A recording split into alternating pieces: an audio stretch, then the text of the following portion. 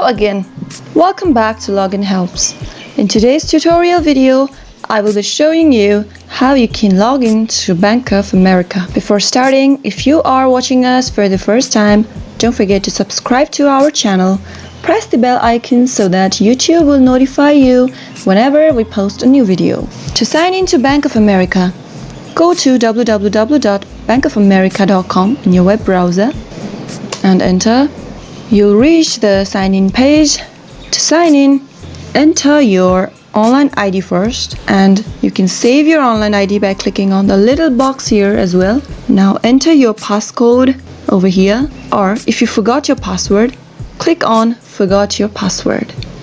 After you provide the informations, click on the sign in button and you should be in. Thank you so much for watching the video till the end. If you think this tutorial helped you, don't forget to give it a thumbs up, and if you have any questions or feedback, comment down below in the comment box. I'll be back with another tutorial video. Till then, goodbye.